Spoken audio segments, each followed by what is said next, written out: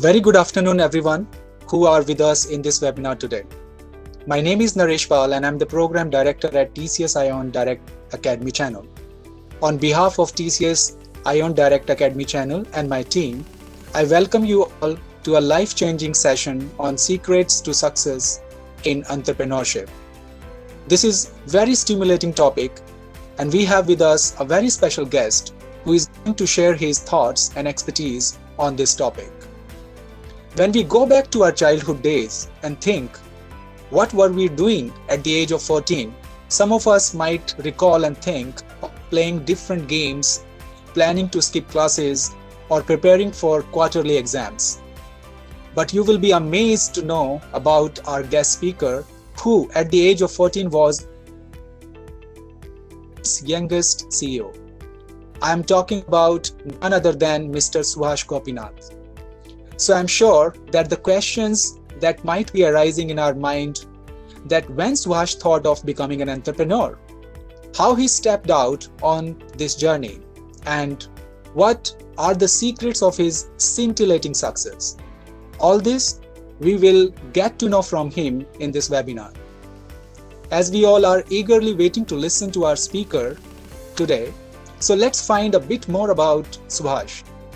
Suhash Gopinath hails from a non-business middle-class family. He founded his company Globals at the age of 14. He was recognized as the world's youngest CEO. Globals was featured by The Economist as one of the world's fastest-growing tech companies. Suhash founded Globals at a web solution company and eventually grew to become one of the world's largest analytics companies for education and public sector. Suhash is also the founder and CEO of Ease, a mobile-first banking platform based out of Bangalore. Some more about Suhash. He is a young global leader of World Economic Forum and the youngest ever to be in its history. A former advisory board member of World Bank, a national co-chairman of FICCI for ICT, member of National Expert Advisory Committee to Government of India, member of France Club Young Leaders, winner of New York Mayor's Venture Fellow. So a very warm welcome, Suhash Gopinath, onto our show. Thanks a lot, Naresh. It's an absolute pleasure for me to be a part of the TCS Ion's webinar series. Thank you so much. Yeah, it's our pleasure. So I would like to begin by asking about your life and career and how you got into entrepreneurship and your overall journey so far. Yeah, so I would tell actually when I wanted to become an entrepreneur, it was incidental because when I was introduced to the world of computers, I was in my 9th grade and I didn't even have an email account, and it was probably the first gift from my brother on my birthday to tag me along to a cyber cafe in my neighborhood to assist me in having an email account. So he told me that you will have a special birthday gift today, and he took me to a cyber cafe and he made me sign up for an email account on hotmail.com. And I was very intrigued. So I think from my childhood onwards, I was a middle bencher. I was not the one who would always score A+ in my school, and I was somebody who was always very curious. Everything that I would see, and I'm not a very bookish guy, but I'm more of a practical guy, where I had to experience things to understand it better. And when I was introduced, when I had my first email account, I was very, very much intrigued at how does it work. If there is anything that I could learn on the internet. And I was going to a school called Air Force School, and my father used to work for the Indian Defence as a scientist. So it's a typical middle-class non-business family where entrepreneurship was considered as a sin. And even in my distant relatives, I didn't have anyone who opted the path to be an entrepreneur. I didn't even my extended relative who would even be self-employed, who would even own a shop. So they were all government jobs, or they were employed by PSUs or factories. So the mindset in the family is that I complete my education, and I would also choose a career path where I'm well settled at the job. And when I started to explore the world of internet, I started to realize that it's pretty interesting. I started to I was very fascinated the fact that it was you could communicate with anybody across the world instantly, and it was agnostic to your location, time, or anything. And I think it got me more excited to explore. And I had friends in my school days who had access to computers in their home, and they all were addicted to games, and they were all exchanging CDs of games and everything. But I was not in the league where I could exchange anything with them. So that's when I felt I was off man out, and I should be going to the cyber cafe more often so that I could learn if I could do something on the internet. And so after my school days, I went to the same cyber cafe where I tagged along with my brother to request the shop owner that when he goes for his lunch break, is there any way that I could operate the shop?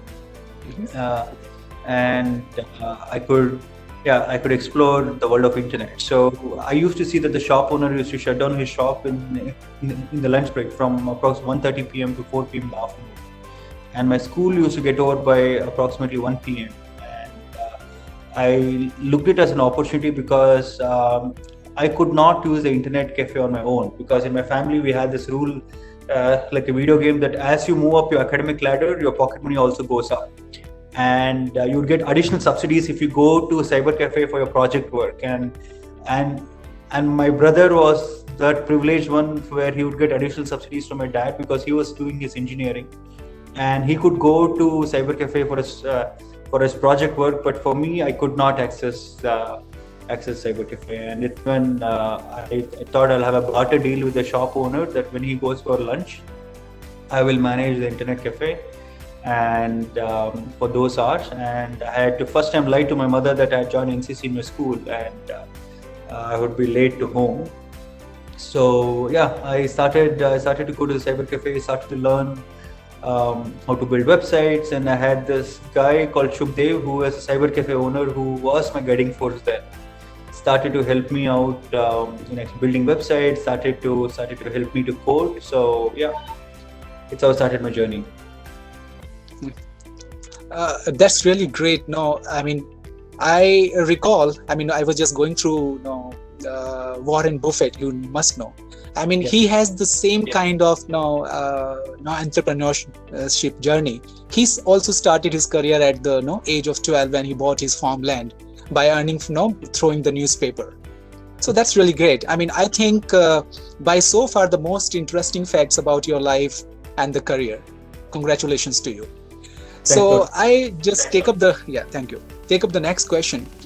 Swash, as we all know that many micro and small business units want to build a successful business. So, I mean, could you please tell us, our viewers, how one should narrow down to an idea and start working on it to become a successful entrepreneur?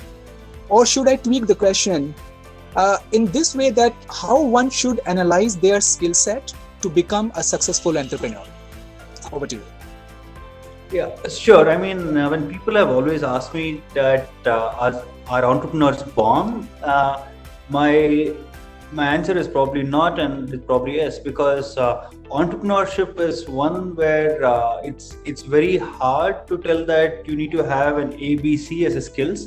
Entrepreneurs are someone who have the ability to identify opportunities around them, and who would not quit, who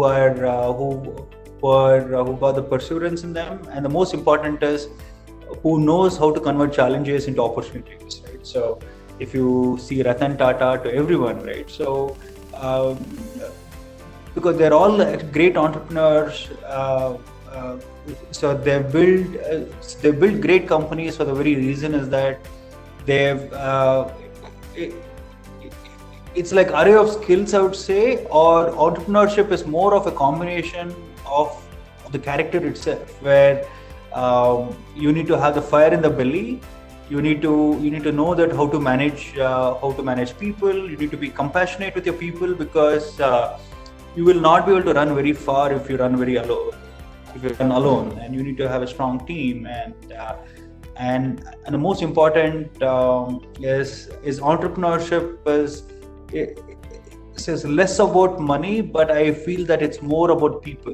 Like, if you know how to deal with people, it could be your clients, it could be your employees, it could be your colleagues, it could be your investors. I think it's the most critical. If you would want to tag it as skills, it's probably one of the most important skills an entrepreneur should possess. But I am a strong believer that anyone and everyone could become an entrepreneur. There's no like Ashok Soota could be an entrepreneur at the age of 70.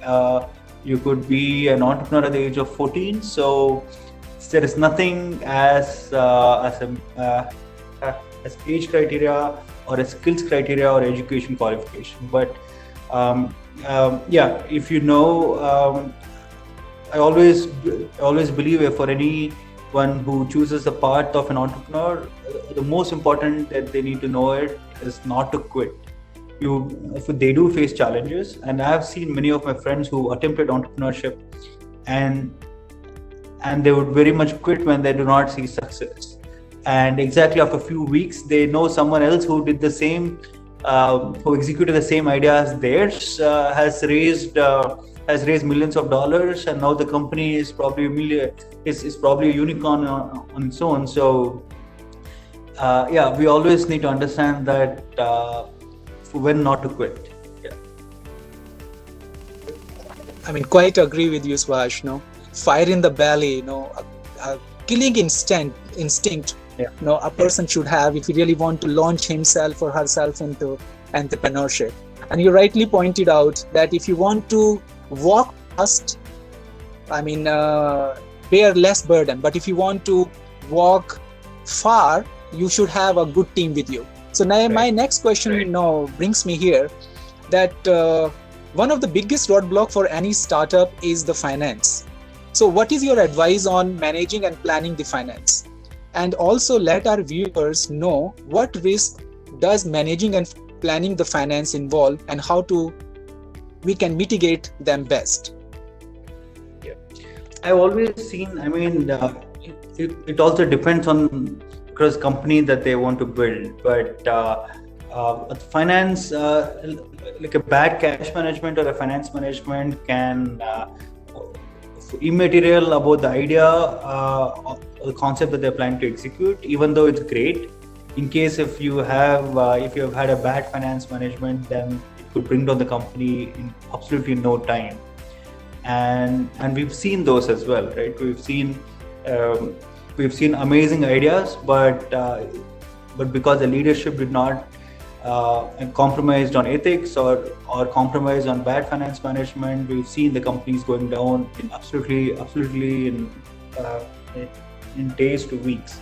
So I'm very grateful to my mother, because when I was 17, actually by profession she's an accountant, and she could only advise me in the most simplest way, telling that when your company grows, so has always remember that the finance leaks will not happen in the large sums, because as leader you will be looking at those large figures. So if your company is making turnover in actually crores, you'll be focusing across crores and the expenses lakhs. But always keep an eye for the smaller expenses that are in hundreds and thousands. And I think I have seen it in where when the company is actually growing, we do not care about the small expenses. And I do not say that we need to micromanage it, but when you do your own audit checks, or when you need to do some kind of validation, it's very, very important that also to look at those smaller expenses. I'm not saying that it's like you need to control them, but you need to see if there are better ways to optimize it. So, like for example, in our company, we realized that we were paying for our employees to commute, and it was in very small. But if we had to multiply it, it was massive. And it's when we we had to say that instead of we offering transport to the employees, maybe if there is a way that we could incentivize them in case if they choose to bring their own vehicle, or if they plan to hire third party services like shared transport services, then our company would save almost half of those expenses that we'd pay. So it's always the smaller expenses that we need to keep an eye on it. And the same applies when we were investing across cloud services, when we used to reimburse employees' credit card bills. So I think you need to be very smart in your finance management. And the most important for an entrepreneur is also to make sure that you are not building a company that's perpetually dependent on private equity or investors. So when you want to launch a business, yes, you do need angel investment and private equity funding, but you cannot be perpetually dependent on them. And so it completely depends on the venture that you want to build. So if at all you know that the visibility is there, and you do not need like massive amount of capex, I would strongly advise such entrepreneurs to look at options as bank loans or like soft loans from Technology Development Board or with other agencies, where you do not have to give away your family silver, which is your equity itself. But if you think that the company has to rapidly scale up, you need private equity funding. In that case, you should always make sure that how much do you dilute, because the very reason that we choose to be entrepreneur is because we have the freedom. And when you have too many investors, you lose that freedom itself. And you need to be very selective about the investors that you marry with. Yes. And I think it's as important as a marriage itself, because you are allowing an outsider in your home, and you exactly should know that you match the wavelength, you sit with them in board meetings. And for entrepreneurs, the office or the workplace is their home, because I know as entrepreneurs we spend most of our time there, including the weekends. And our second home is our actual home. And I think it's very, very important that you need to be very selective on whom do you allow in. And I think there's a myth right now, it's thanks to the media and everywhere, that if you want to be an entrepreneur, you need to impress a VC or you need to have a venture capital funding. It's not the case, because if you look at Zerodha, if you look at Globals, if you look at for many other ventures, including Zoho, there is no external funding that has stakes in these companies. And if you're very sure that your company is going to reap in turnover and eventually you see visibility of profits, I strongly recommend that you can make use of the bank loans, the unsecured bank loans for MSMEs under CGTSME. In this budget, it's also good that they have extended the cap up to 5 crores. So it's an unsecured loan which you can avail. And the good part is it's insured. So if your company goes bad, and if you've not misused the funds, in that case you have CGTMSME, which is giving the insurance of the entire funding. Such you rightly mentioned, but I would like to draw your attention, which somewhere in your speech you mentioned, it's called leak. So I mean, for our viewership, I would like to understand, I mean, for a startup, how they can contain that leak which happened, and sometimes it is out of control. So what is your thought? How they can contain and stop that leak which happens, and it's due to happen? Sure, and I think it will happen with wrong intent within the company, or it could be with the bad finance management. And the most important is to have systems in place. So I've had SMEs, I've had MSMEs whom I interact with, where they tell that, hey, we are a traditional company, we do not need to have technology in place because we are too young. And I think implementing implementing technology or implementing digital solutions like ERP systems implementing the right processes from day one is as critical as you start the business, because your business is not only about actually developing the product, but ensure that your own your house is also managed well, and it's where you need the right systems in place. And I'm a strong believer that SMEs have to embrace technology when they're too young, because SMEs have that inflection point where they could immediately scale up, and when they scale up, they do not know how to handle it, right? So and they're still dependent on people. And when companies scale, and when the processes are only driven by people, and it's not by systems, then you will never be able to fire your bad performer, because he knows too much in your organization, and in spite he keeps doing the mistake, you do not want to fire him. And it's when you need to make sure that as a CEO or as a captain of the ship, you have your dashboard in place where you exactly know that, okay, fine, all these are the areas where I want to fix it. All these are the areas where it's shooting above my budget and I need to fix it. So and when you have right systems in place, you will obviously be able to cover finance leaks. You will be able to understand that you'll be able to better manage your vendors, and you'll be able to better manage your inventory or your resources. Because I think as entrepreneurs, I would want to use the word, we're hyper passion. We're extremely passionate about the product that we're building and the company that we're building, where we are so much looking ahead that we do not want to see into our side, and we easily trust people around us, because we are very excited. We are very excited individuals, and I think in this process, it's very good to be excited about your idea and the passion that we have. But at the same time, you need to have the right team and you need to have the right system, so that you don't have to worry about the housekeeping of your company. So you rightly said about the team. So my next question now is just focusing on the team. So we say that equally big challenge for startup is having the right set of people in place. So how can you guide our viewers on planning for having a good team in place? Because choosing the right person is very, very important. As you rightly said, that entrepreneurs, most of the time, they are very aggressive and passionate. So they need to be assertive, as well as they have to have the right set of people in place to progress, to go further. Over to you.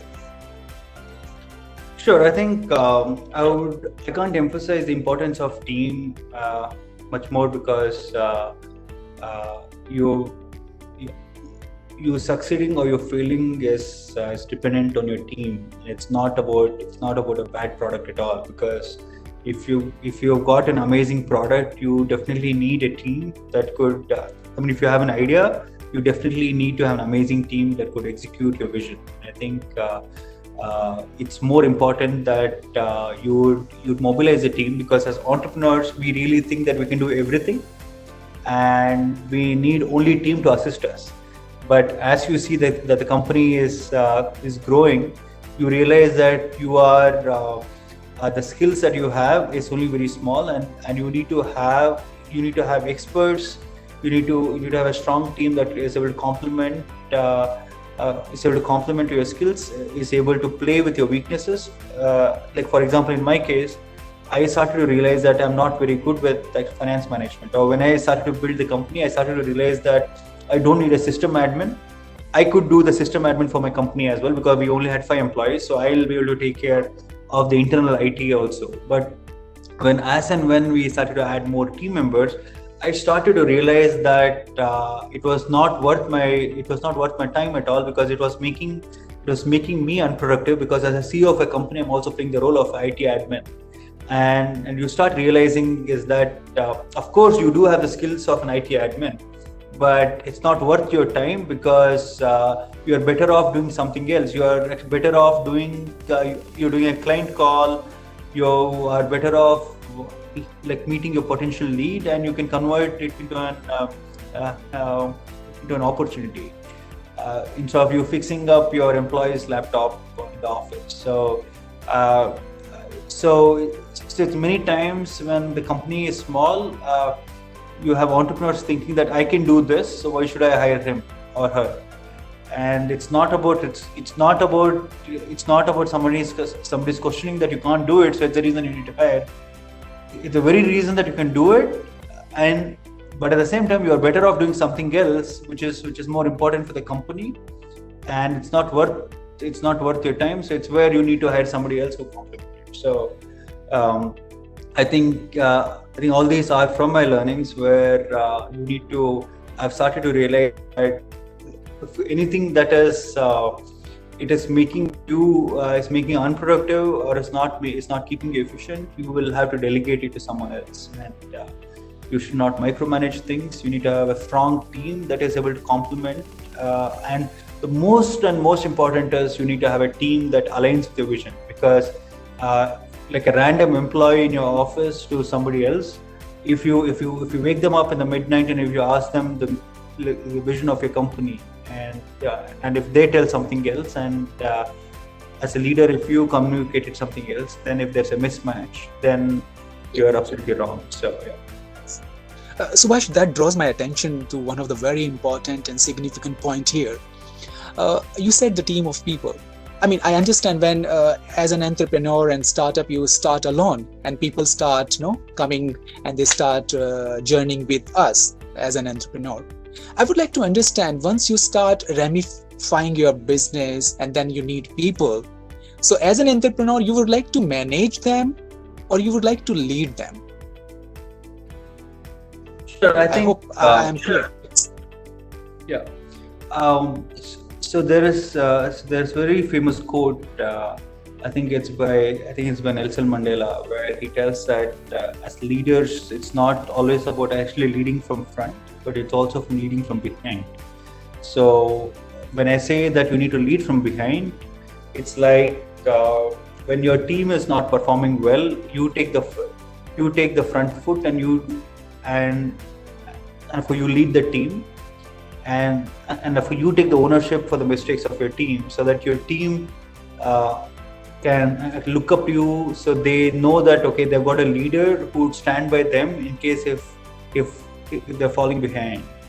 And it's also very important that you lead from behind as well, because as leader, you would be a terrible leader in case if you're not empowering your team members to lead.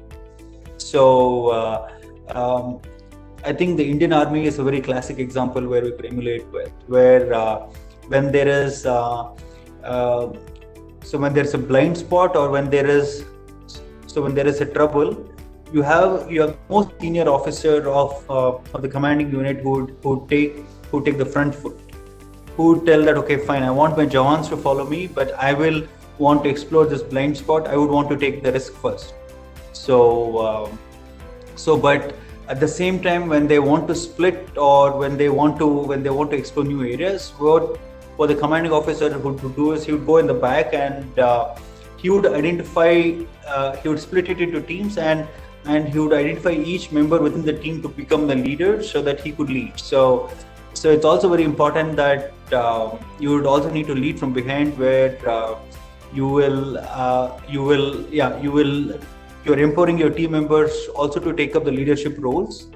You would also encourage your team members to do mistakes. That's very important. You need to allow your team members to do mistakes, but you need to also caution them not to repeat the same mistake, because if they're repeating the same mistake, means they've not learned.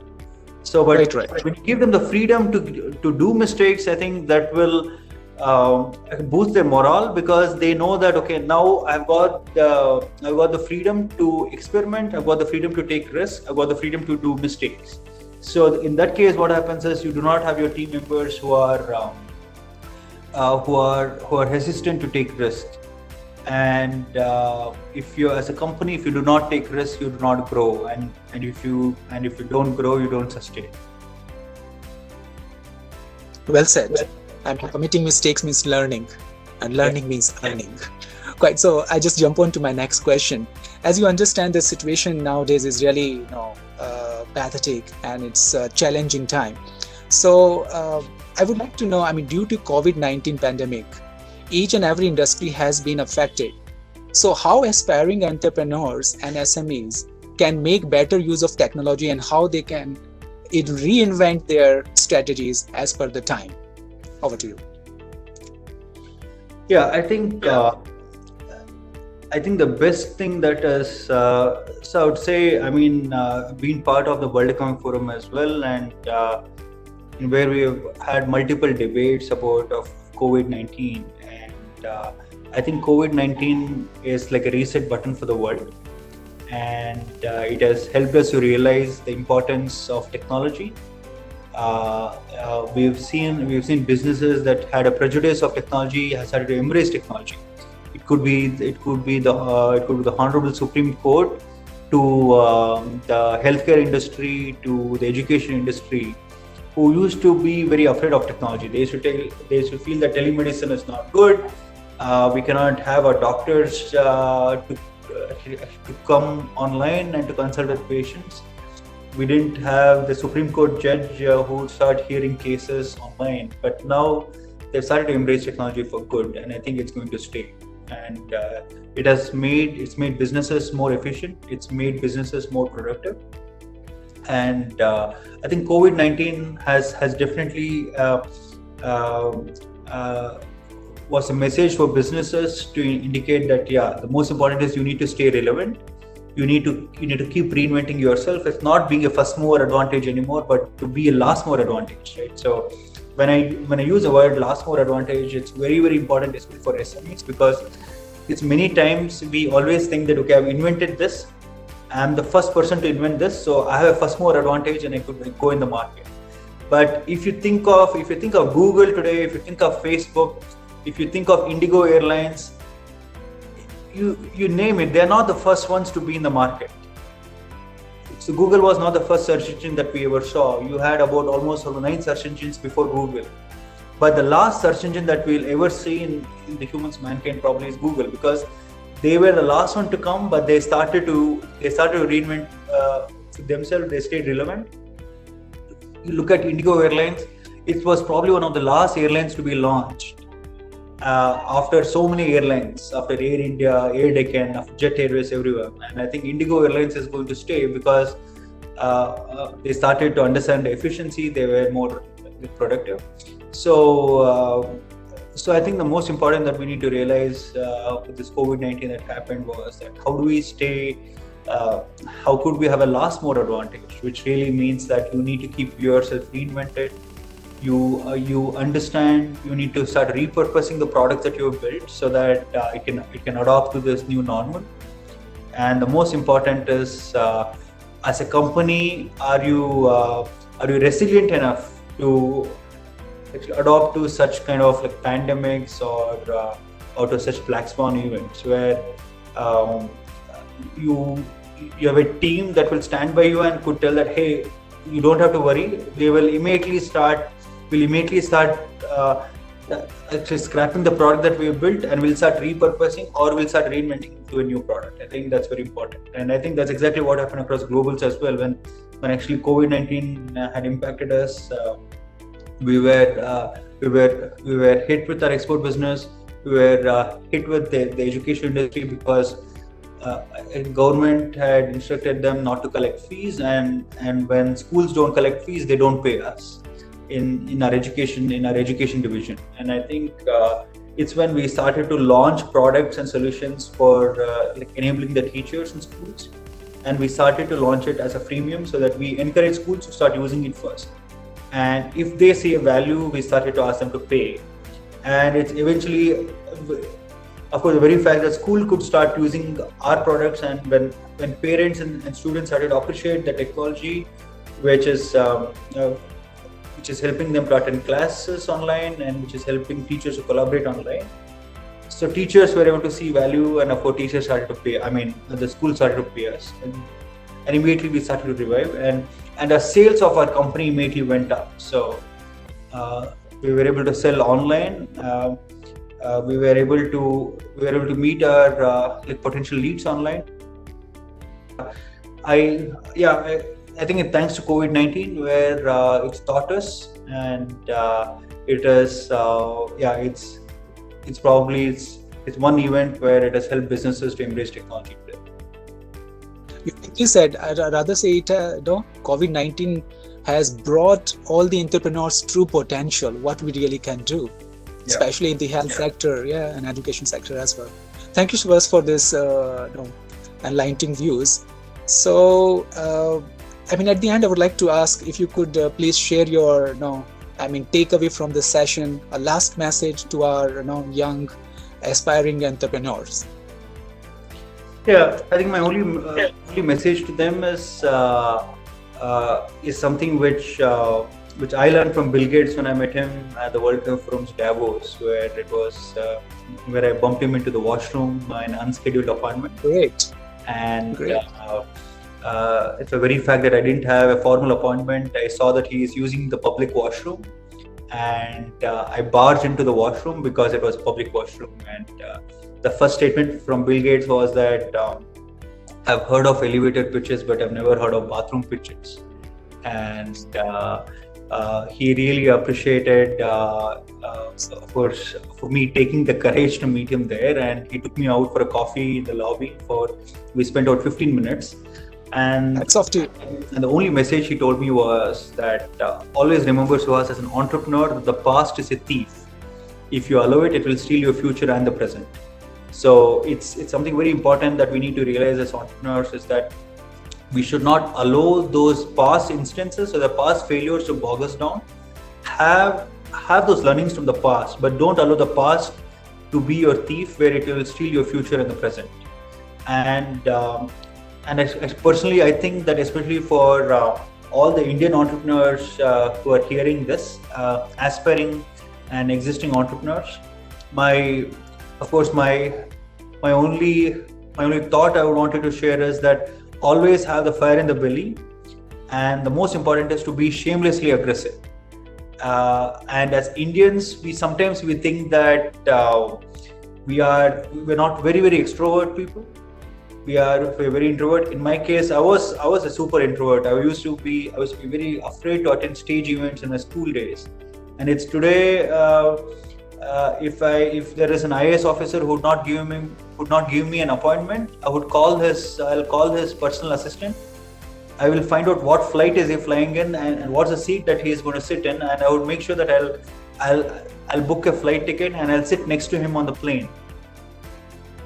So for me, I've done this. I've been a hustler all my life, and I think so. We should make sure that the fire in the belly should not fizz out at no point.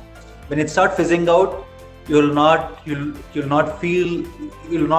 that you'll no more have that energy or the passion to run the company or to be a hustler. So I think as entrepreneurs, we keep hustling every day, and we see opportunities in every challenges that we see. So in my life, I've never been upset. I've never had a sleepless night because somebody did not give me an appointment or somebody did not want to meet. I've always converted the no into an yes. So I think we need to have that spirit always. It's very, Subhash, is really encouraging to listen to you. A fire in the belly, or rather say shamelessly aggressive. Definitely, when you really want to do something different, aggression has to be there. So it's really lovely talking to you on the platform. And at the end, I would like to thank everyone out there who has taken out to be with us today. And if you have any more question and suggestion, you can just post them on our channel, and we'll try our best to take them up. And especially a very big and special thank to Mr. Subhash Gopinath for taking out his valuable time for this session. We really appreciate Subhash. I'm really beholden and indebted to you for your kind presence. No, soon we will meet. My pleasure. Yeah. Thank you so much. Thanks. Participants, soon we'll meet each and every one of you in much more insightful webinars and engaging discussions with industry-leading experts. Dear participants, there is a survey link of the channel at the end of this event. Please do fill in your comments and feedback and register yourself onto our channel link. to view much more exciting videos. Until then, I, Naresh Pal, with Mr. Suhash, sign off. Have a great day ahead. Thank you very much, everyone. Thanks a lot, Naresh. Thank you. Thank you.